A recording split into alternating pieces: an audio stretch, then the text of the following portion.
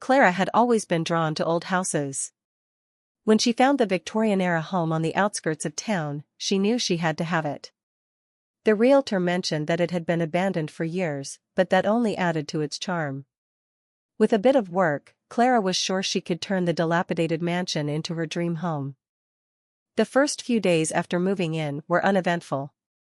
Clara spent most of her time cleaning and restoring the house. But on the fourth night, as she was scrubbing the old wooden floors, she heard a faint tapping sound coming from the hallway. She paused, listening intently, but the sound stopped. Dismissing it as the house settling, Clara continued her work.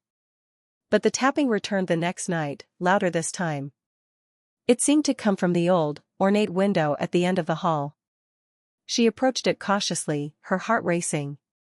The window was slightly open, and she could see her reflection in the glass, but something was off. Her reflection didn't mirror her movements. It stood still, staring back at her with a vacant, hollow expression. Clara's breath caught in her throat as she realized the reflection's eyes were not her own. They were dark, sunken, and filled with a malevolent intent.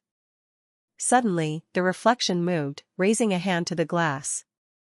Clara stumbled back, her heart pounding. The figure in the window smirked, a twisted, unnatural smile spreading across its face. Before Clara could react, the figure pressed its hand against the glass, and a cold, icy wind rushed through the hallway. The lights flickered, and the tapping grew louder, more insistent, as if something was trying to break through from the other side. Clara ran to the window and slammed it shut, but the tapping didn't stop. It grew more frantic, and she could hear whispers, faint and sinister, echoing through the walls of the house. She backed away from the window, her eyes wide with terror. Suddenly, the reflection in the window shattered, sending shards of glass flying across the room. Clara screamed and turned to run, but something cold and invisible grabbed her, pulling her back towards the broken window. She struggled, but the force was too strong.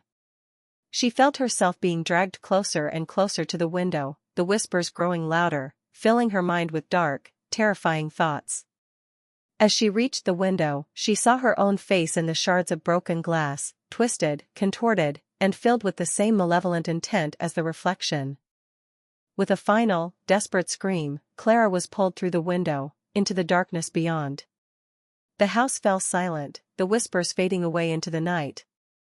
The next morning, the old house stood quiet and empty once again. The only sign that Clara had ever been there was the shattered window, and a faint, ghostly reflection that could sometimes be seen in the glass, a reflection with dark, sunken eyes, watching, waiting for its next victim.